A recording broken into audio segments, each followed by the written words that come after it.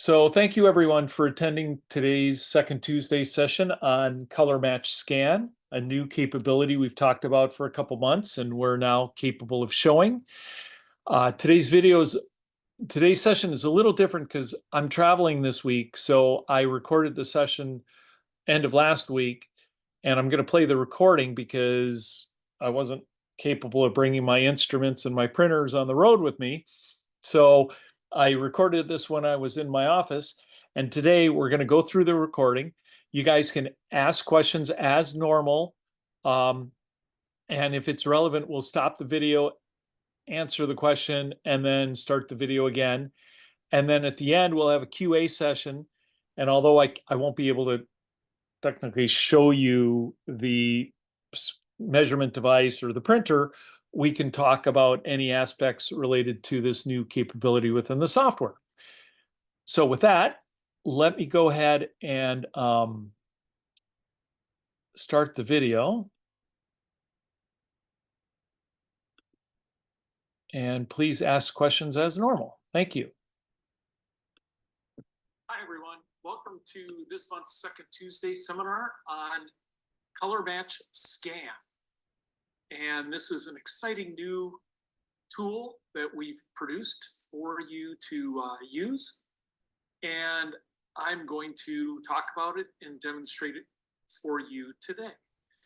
So I've got a couple slides, and then we're going to actually go through the process of doing a color match scan with a library.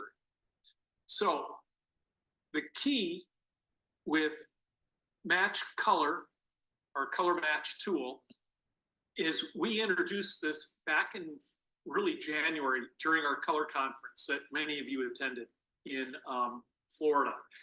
And by the way, we're going to have the color conference again in Florida in the Newport Richey area, end of January of 2025. So please put that on your calendar. I'm not sure if Printing United is going to be doing a color conference. That's still kind of up in the air, but we're definitely having one, and ours is very different from what theirs is. I think it's very complementary. Ours is a lot more hands-on, and it's a lot more practical. It's about making it work. And one of the things we introduced at this past year's color conference was the color match tool, which allows you to match a single color through an iterative approach very quickly on any printer. And of course, it tells you if the color's in gamut or out of gamut. Everyone was asking, everyone was like, this is great, but I have more than one color I have to match. I have 30 colors, or I have 80 colors, or I have a swatch book of 3,000 colors. What can you do for me? So we've been at work and we've come up with Color Match Scan. So this is a new tool. And just for review, we covered the color match back in February of 2024. So you can look at that video, and we have videos on our site showing exactly how you do the single color match capability, which is very fast and easy. One of the key things to understand is to ensure that the instrument is appropriate for the type of material that you're measuring. So for instance, yo lo voy a dejar en segundo plano like we have many al ¿cómo se llama? El David. You can't use a 45-0 instrument on foil. You'll need to use something like the spherical instrument, like the CC sphere that we have. And if you were at the conference, you heard we were working on an XY table for the sphere, which will actually also work for the Nix. Stay tuned. We're getting very close to releasing the table. So who knows? We might be showing it in next month's Second Tuesday seminar, which could be used or will be able to be used with our color match scan. So you need to make sure you're using an instrument appropriate for the material, and you can go through the Second Tuesday on November 2023, where we discussed a methodology to know whether or not the instrument you're using is appropriate for the material you're trying to measure. So that's a great seminar that you won't find anywhere else. But the color match function, as I mentioned, was introduced end of January. We did a Second Tuesday on it. February 2024, and it allowed you to match any single color from the library. Now, and then as part of that matching process, it gets kind of, shall we say, I don't want to say difficult, but everyone's workflow was different. And what ChromaChecker does is it builds a PDF, as you'll see, with the colors on it. And you need to make sure that PDF goes through the same workflow as your customers' files go through your workflow. So in this way, when the customers submit their brand colors that they want you to match, you'll be able to do that using the same workflow that you're using with our color match tool. And we had a whole session in May of 2024, so 2 months ago, on how to think about your workflow, because there's not one workflow that you can use. There's multiple workflows that you can use depending upon what you're trying to do. And we cover those different workflows in the second Tuesday seminar from May. So with the great feedback we had about our color match, everyone was like, hey, we need to do more colors. So now with our color match scan breakthrough, you can match hundreds and even thousands of colors in minutes. Make your own chipbooks. In fact, you can have multiple companies or organizations make chipbooks for a given standard color library. And as long as you know the instruments match one another, meaning you know that your tolerance is accepting of how a Miro 9 measures differently than an I1 measures differently than an ISIS and different from an exact, you can go ahead and build libraries that people can match anywhere in a very quick automated way, as you'll see with the tool that I'm going to show. So the library has to have the reference values, obviously, and ChromaChecker accepts something like a CXF file, a color exchange format. You'll see me import that into my ChromaChecker, because that's the first step. You get the library from the customer. Ideally, the brand customer should be giving you a CXF file with their brand definitions. You import that into ChromaChecker. And then from there, you choose your measurement device. Currently, ChromaChecker Color Match Scan supports the Miro 9, the ISIS, the IO, and very shortly the I1 in strip mode, manual strip mode. So that's what we're doing today. And in my example, we're actually going to take the RAL target. The RAL target is a very popular target in Europe. It's used for wall coverings and window treatments and print and all sorts of things. So there's a definitive definition of what the color definitions are for the RAL target. And we're going to take 400 of them, or close to 400 of them, and print them, measure them, and iterate these colors to the best match that my printer is capable of doing. Now, we also did this. My printer that I have right now is not a very good printer. It's the same printer we used in the color match presentation at our conference. But we did the same thing with a high quality Epson type proofer. And I've got the numbers that I'm going to show you. So you get a sense of, what you can do when you have a very precise and accurate printer. As I mentioned, these are the instruments that we're supporting. And of course, as I already talked about, you want to make sure that the instruments are relevant to one another. Now, just a couple simple prerequisites that I've said on every seminar we do, the match color tool, is you want to really understand the 5 C's of color control. You want to understand the influence that the instrument, which collects or captures the color, plays. You want to understand how to calibrate your printers to make them consistent to themselves. You want to understand how to create a quality characterization data set, which is the ICC profile for the printer that defines the range of color that the printer can make, whether it be an RGB, CMYK, or ECG, an extended color gamut profile. ChromaChecker works with any of those types of profiles. Then you need to set up the proper color conversion in your workflow, which is the 4th C. And then, of course, what ChromaChecker was built for is conformance, to ensure that the color is right when it's finally printed. Other companies are using the word conformance, but they're not doing conformance, because to my knowledge, only ChromaChecker is allowing you to quantify what your expectations are for a color match in our E-factor metric, and then quantifying whether or not the print is actually meeting that E-factor expectation.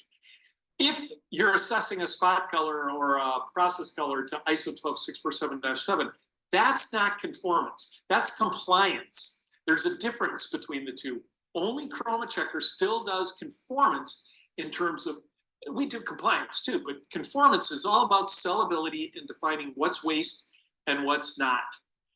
Now, with our match color PDF, you'll see our match color function. We build a PDF that you then make sure goes through the same workflow as your customer files. So in this way, you're just mirroring how customer files go through the process. So the color conversions that we're iterating for your given printer measurement device combination will work also when you work in your normal daily workflow with your customers.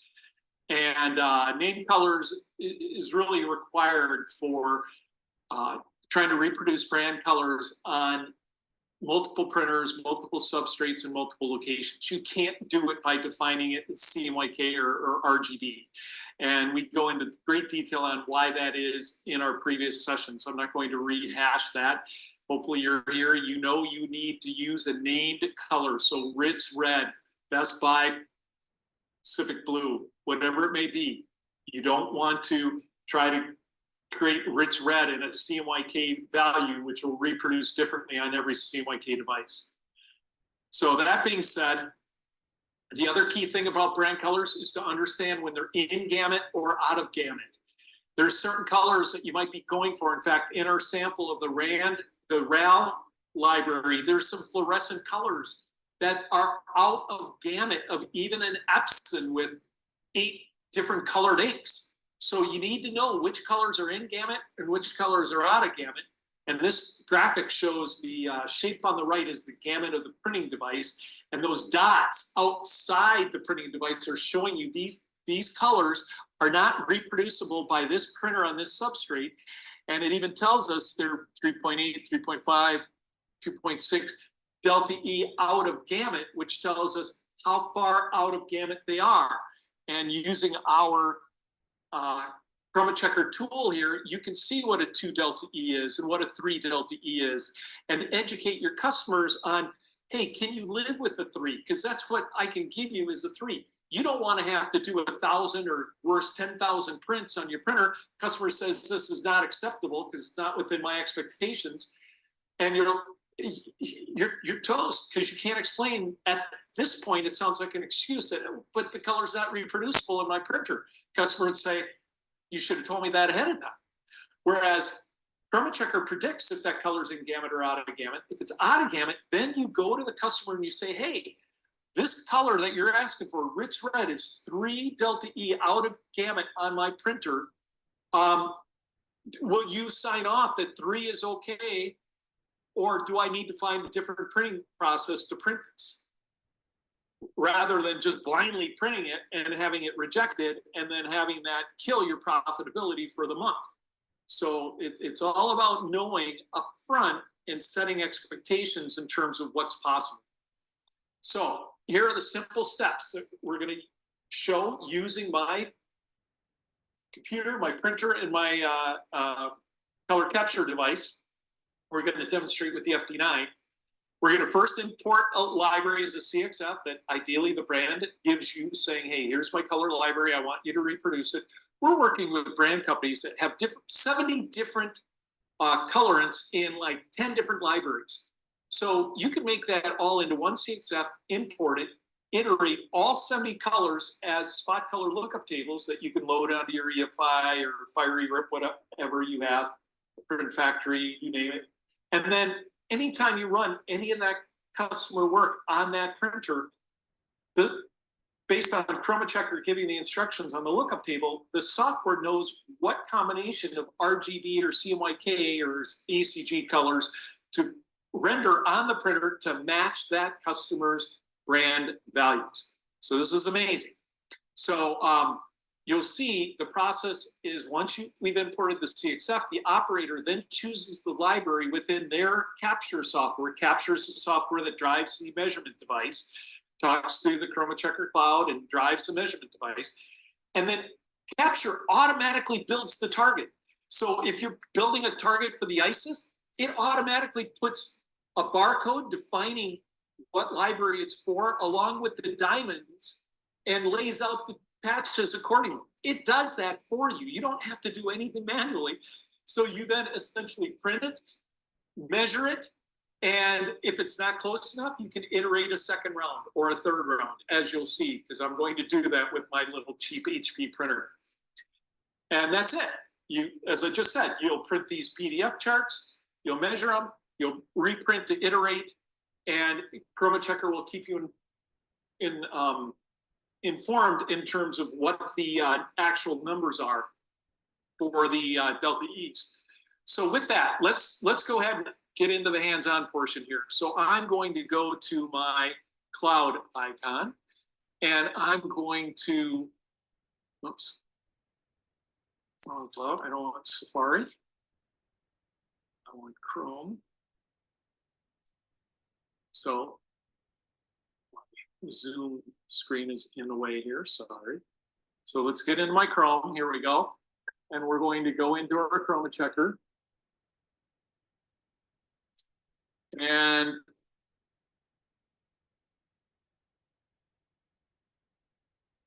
here's our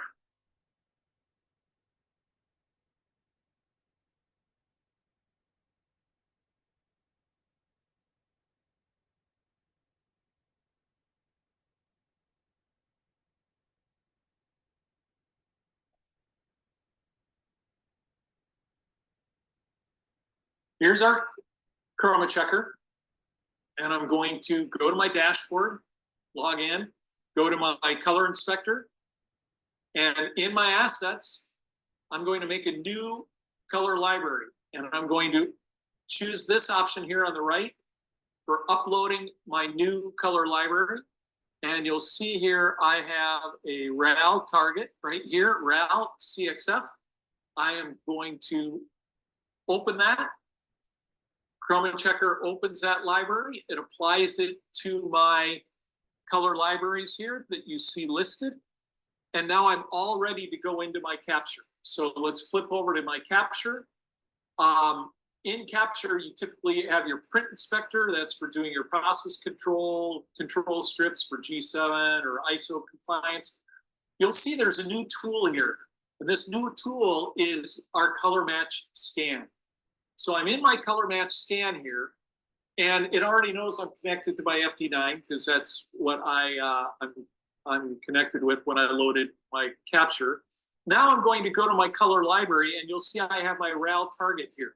So I choose my RAL target, and over on the right, it immediately tells me there's 211 patches in this RAL target. And as we scroll through here, it tells me for my given printing device, what colors are in gamut and which colors are out of gamut. And for this printing device that I've chosen, it's like a Epson type printer. The numbers are pretty good, except when you get to these fluorescent colors with the yellow, green, and orange and red. You see the Delta E's are a lot higher. But for the most part, if it's a quality printer, we can pretty much create all the colors within a reasonable tolerance. Now, what I'm going to do is I'm going to choose my HP printer. So my HP Laser Pro, which I'll show you here, is right there. All right. And you see the numbers aren't nearly as nice because the HP laser printer doesn't have nearly the gamut that an Epson does, but that's okay. That's what we're working with here. And I'm going to say start color match. And it asks me to download the PDF. So I download the PDF. And then as I did in the Match Color seminar, we used Photoshop. So in Photoshop, I'm going to go and open the PDF file that I just downloaded. today at 5:37. So it's this one right here. I'm opening it up in Photoshop. I'm rendering it in RGB. And now I'm going to print it because this is my pseudo workflow that I send my customer files through to. And I'm printing to my HP Laser Pro printer. And I'm going to say print. And I say, yes, go ahead and print. And it gives me, some PostScript capabilities right there. And now my printer comes alive. So we'll just move the camera quickly over to the printer. It's printing my PDF. And by the way, this printer, I built an ICC profile using a 400 patch target about 7 months ago. And we're still using that profile. So even though I'm sure the printer doesn't print anything like it printed 7 months ago, the fact that I'm going to iterate the colors, I'm okay with that. So here's, whoa, almost lost my monitor. Move my monitor back on my desk. Let me grab the print out of the printer. So here's my print. Now, some printers, you're doing fabric type work, that type of thing, you might need to wait for the ink to dry. A laser printer, I don't have to. So I'm just going to stick it right into the Miro 9. The Miro 9 is going to now measure this target into my capture. And we'll hear it start clicking away in a second.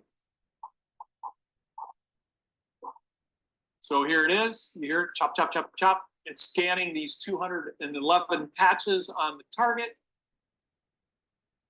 And then as soon as it's done, it's going to give us a report on how well the first iteration did.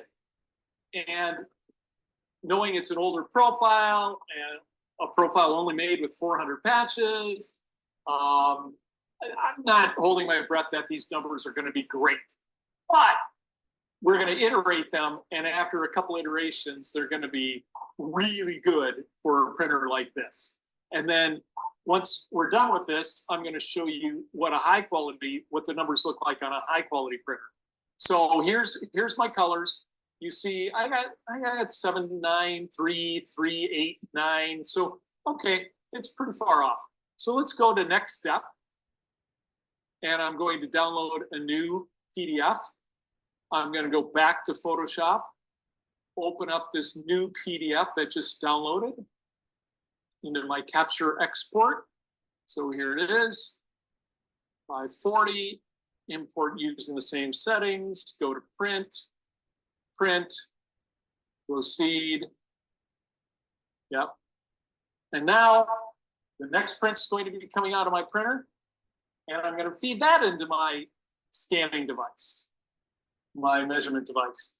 And so there's no thinking, there's no interpretation in your head in terms of what you have to do. And you'll see how ChromaChecker does this.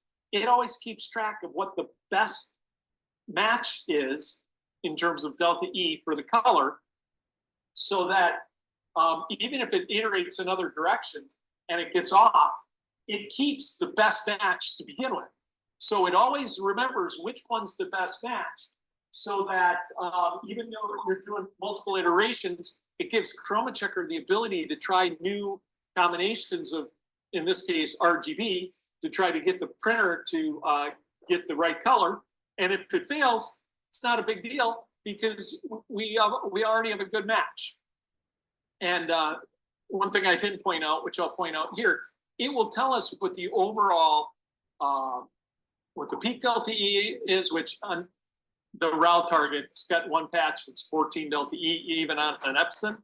So you can't look too much at the peak, but you can look at the average and the 95th percentile.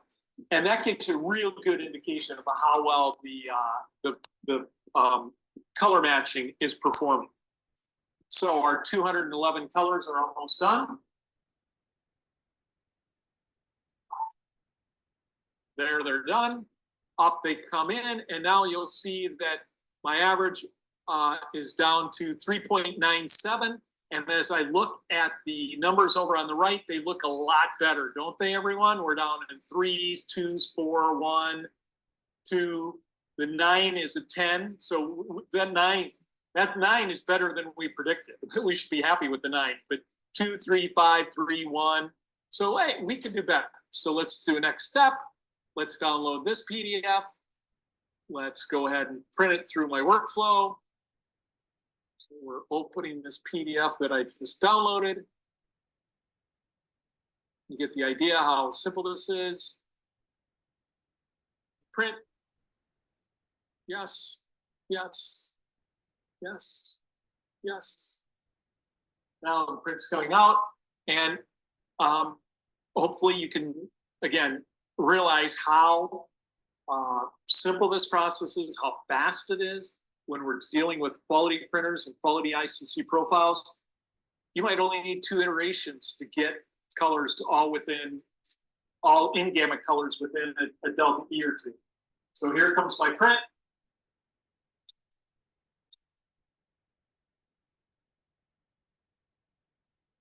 And we'll put it right back into the measurement device. In the measurement device, and you'll see when it's finished measuring this that it is definitely better. We need to remember that the HP printer is a really low quality printer. Even the within sheet variation on it is pretty poor. But immediately after this, I'm going to show you the real numbers, screenshots of the same target when iterated on an Epson type printer. And it could be a Canon, could be other makes and models. As long as the printer has a nice gamut, a large gamut, and is very precise and has a good ICC profile that defines its capabilities, then you can get incredible matches with the math that's built into Color Match Scan. So here it comes out, here it comes off, and you can see 0.6, 1.3, 0.91, 0.2. The 6.9 is 4.68, so we knew that was out of gamut. 1.114, we knew it was a 4. So even on the HP gamut, look at these numbers: 0.72, 1.35. They're great for being such a lowly printer, and only after 3 iterations. So this technology is super exciting because now you can customize your own swatch books, including ChromaSpot. Forget about Pantone color books not matching one another. Build your own color books using a smarter, more intelligent color library like ChromaSpot, which we talked about 3 months ago. And now everyone can have the same set of ChromaSpot values matching across the table. So let's go back to our presentation and go to the next slide here. And this next slide are the stats. Let me just pause this for a second. We've had a couple of questions come in related to the workflow. And as I tried to mention in the presentation, you want this target, the target that you're using Color Match Scan, you want to put it through your normal workflow that you run your everyday work through. My normal workflow when I go to my HP for color management is through Photoshop. You do not need to use Photoshop. Most people's normal workflow is going to go through some type of RIP.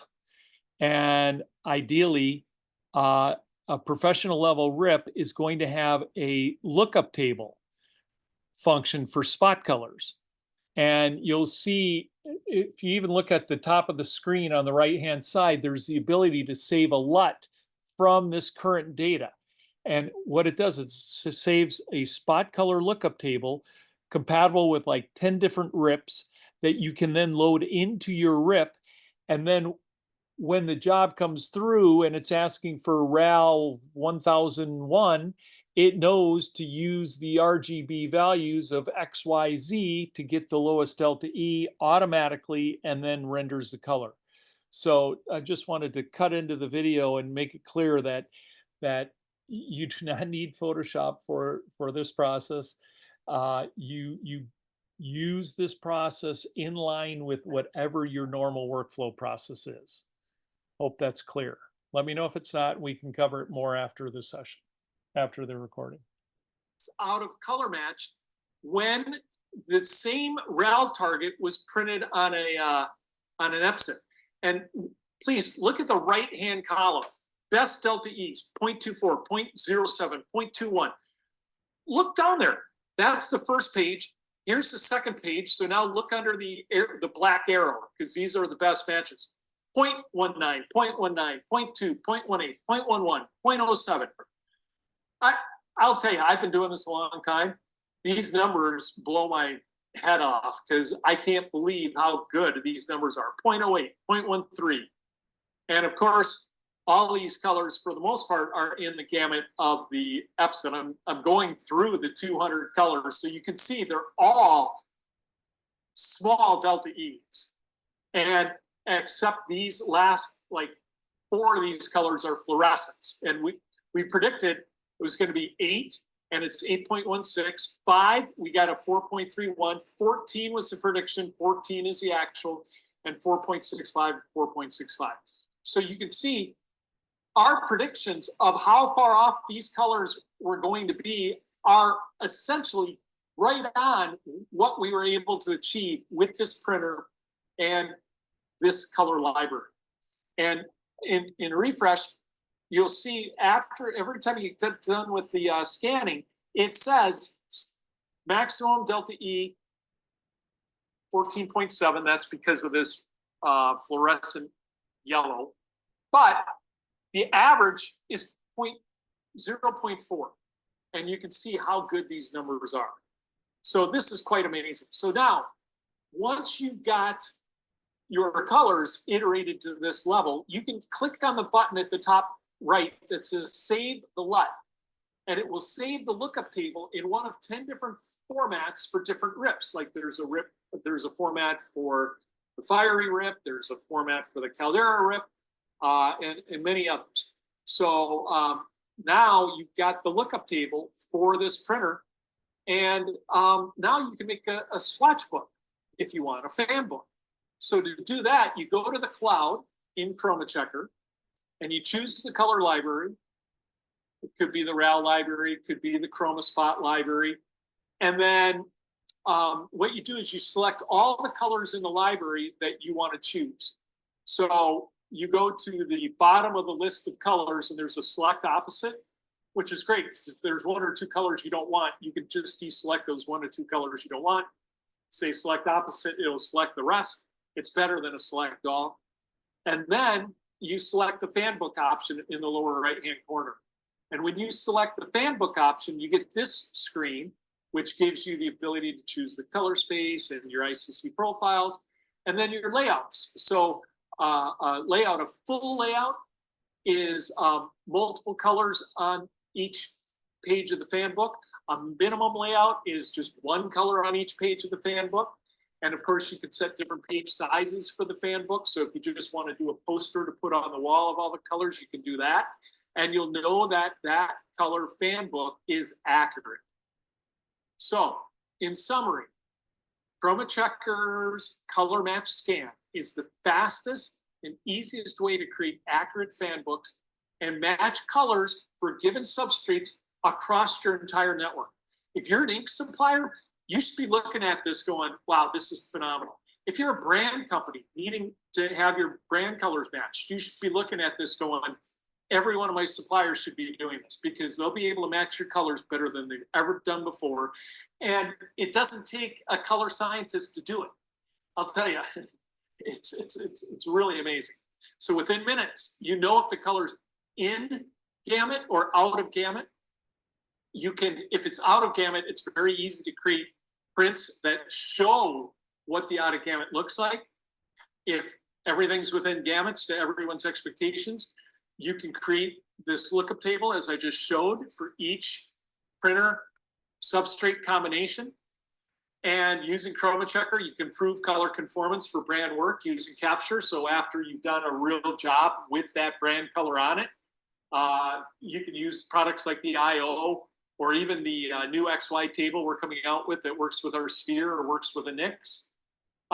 You can check specific areas on the artwork itself. You don't have to read a color book. We have a tool called Virtual Spot that allows you to pre-program where on the table the instrument's going to look. We've got some videos on that. If you want to see them, I can point them to you. And in this way, you can actually physically measure artwork in the job to know that it's right. So the opportunities for printers to market this capability to potential customers is fantastic. Once you educate the companies that are wanting you to reproduce their brands on how easy this is, they won't use anyone but you to make sure that you are matching their colors to their expectations. So I hope you enjoyed this session. We'll open it up right now for any questions that anybody has. And I want to thank you for your time. All right. So we did have one question come up during the session, and it was actually a couple. But first question was, I listed the i1 Pro in a manual mode is going to be supported soon. I'm thinking within a couple weeks. And the question was, will we also support the i1 Pro 3 Plus? And the answer is most definitely that yes, we already support the i1 Pro 3 Plus, and we'll be adding the i1 Pro 3 Plus to the color match scan compatibility list. Another question came up that, okay, from a brand perspective, being able to allow their suppliers to match their colors exactly on their printers is fantastic, but how does the brand company publish these colors to their creative people and contractors and so forth? And for that, the brand would go into the ChromaChecker color library. So let me go ahead and do that. I'm just going to go into my color inspector on the cloud, go to my assets. If I go to my RAL library, you'll see I've got my RAL library here, and I can either export it as a CXF file, which is, as I mentioned before, a color exchange format, or an Adobe ASE file.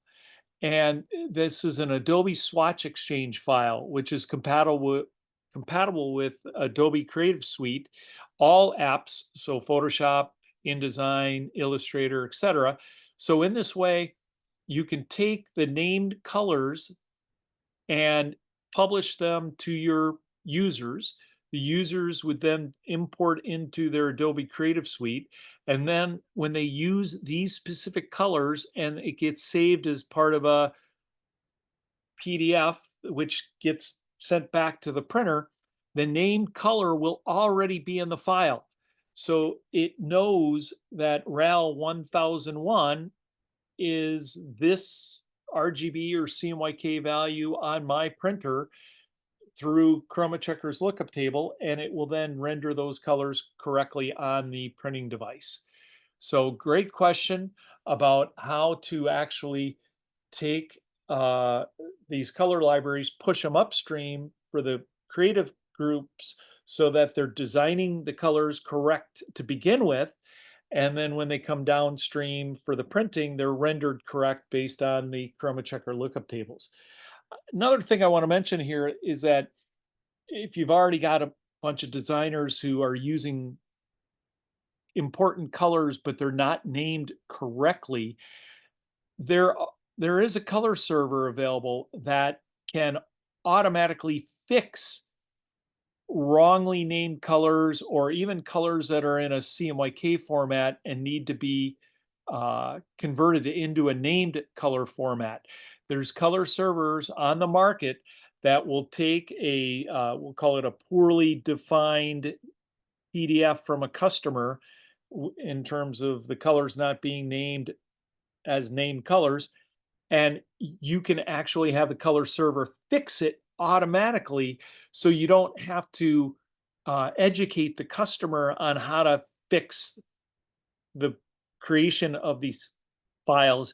You can handle the, if you will, the garbage that they've made and turn it into something usable using a color server. So just letting people know there's different ways to fix files that aren't built in the right named structure to begin with. Are there other questions that people have? There are. The next one was, I thought earlier it was mentioned that it would indicate colors outside of gamut. Was there anything stating that the neon yellow at 14 delta E was out of gamut? Yeah, when if I can probably find that place in the video, but when you in fact, I've got the screenshot. So let me go get that screenshot for you and show you when you first look at the color, it's going to essentially have a list. So here's an actual screenshot of the Epson. And when you the first time you import the color into the color match scan, it'll tell you as you scroll through the colors, it'll tell you what the delta E is. And it's this column right here. And this was done with an earlier version of the software, so the numbers aren't coded, but these now are all red, showing you that before you even do the first iteration, these fluorescent colors are out of gamut. In fact, we flag it also with the double exclamation point on the left, showing you that warning, you're not going to be able to make these colors using color match. The printer's just not capable of it. Does that answer the question?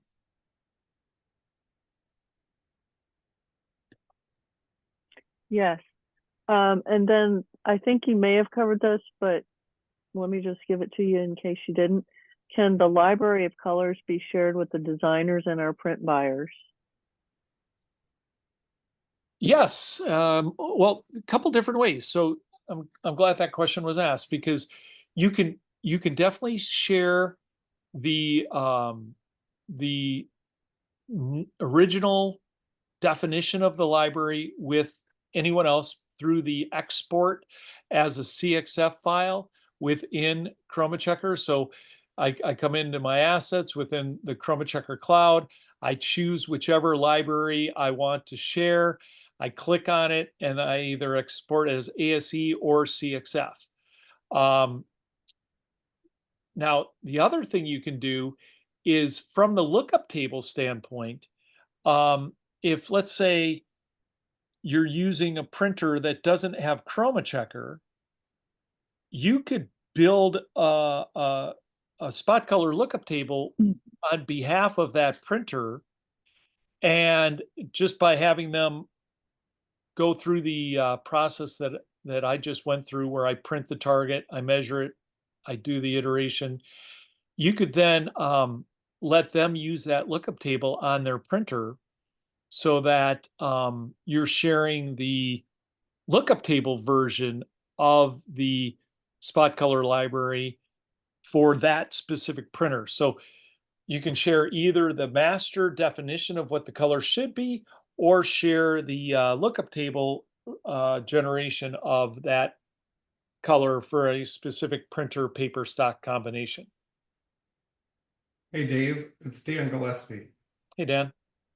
I thought you'd mentioned too that you can share whatever assets you have here in the cloud. You can invite your print partners, or print partners can invite brand partners, to collaborate through the cloud. So whatever assets are here, you could share with them and they could log into the dashboard and get whatever they needed. So for instance, a press operator might want these libraries that he could sync with his instrument to do QC with, or the designer brand company might want to log in and grab the Adobe Swatch Exchange that they could load into their design apps. That's a great point, Dan, and thanks for bringing that up because yeah, Dan makes a great point here that with our new project capability, we have a project inspector which is brand new. We started testing it at our color conference in January.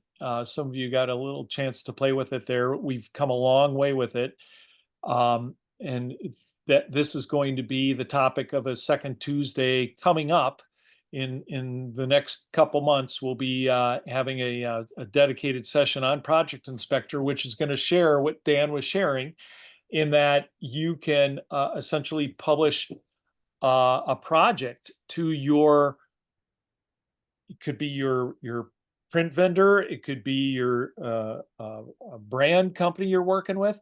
And this, as Dan mentioned, allows that person to come in and access the libraries, save them as, let's say, a CXF file that you could then download into your Exact Manager software, so that, as Dan was mentioning, you could use the Exact then to do press side calculations on whether or not that color is right or wrong. In addition to tying that Exact to a cable to the capture software, and give them the same capability, which is easier for a novice user. But if the press guy's kind of an expert and he's been doing this a while, he might prefer just use the Exact in standalone mode. A lot of flexibility here in terms of sharing the data. And remember, it's all coming from a single source. So every time they access the data, it goes back to the cloud to get the data. So should you update it in the future, next time someone goes to use it, it's going to use the updated definition of that color. So it provides this uniform distribution of colors to all of your partners in a very automated way. Right, and if they use the Exact, for instance, in standalone mode, the data would only be on the Exact. Whereas if they use the Exact with the capture software and the Project Inspector, that QC data would populate back to the cloud and be accessible for the brand to see as well. Great point. Absolutely. Yep. So a lot of interconnectivity. We're all about openness and working with standards. And part of the whole Project Inspector is based on PRX and PQX, which we won't talk about now, but we'll definitely talk about it when we talk about the Project Inspector. So just know it's going to be open architecture. I'm not seeing any other questions come in. Are there any other, Beth? Yeah, we have one more. Is there a way to re-download the LUTs after color match? So if you've downloaded the LUT from the color match process from Capture, and now you've gone on to another project, that LUT within Capture is stored on the cloud. So I'm right here. I'm in my color inspector on the cloud, and I can just go to my LUTs.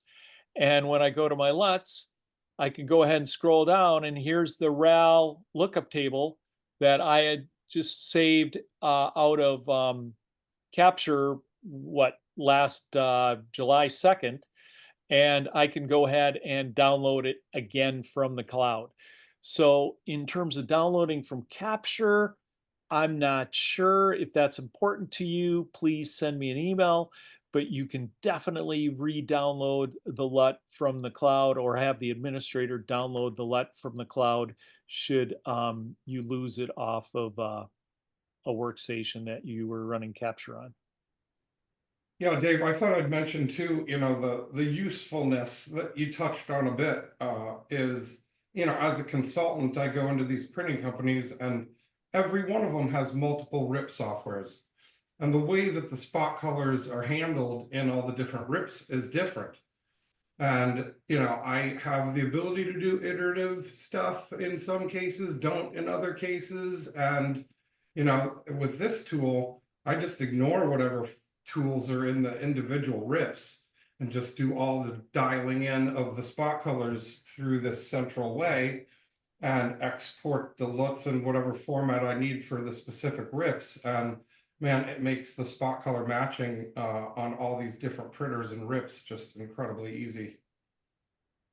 Thanks, Dan. Yeah, that's a really great point, that every RIP has its own idiosyncrasies, and some are more capable than others. But I hope, Dan, you'll agree that There's a lot of good rips out there and a lot of good software, but for doing the ability to iterate hundreds and thousands of colors, which you can do with ChromaChecker to build things like custom accurate swatch books across multiple Epsons, across multiple continents. There's nothing else like this. This is a new capability that your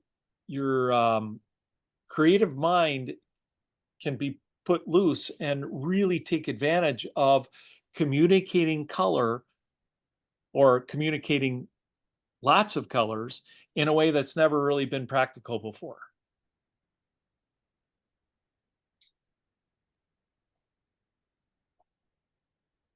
So, if there's no other questions, I want to thank everyone for coming. And please follow us on LinkedIn and look forward to hopefully seeing you guys in about 6 months at our color conference, which is happening next January in Florida. So thanks everyone and have a great day.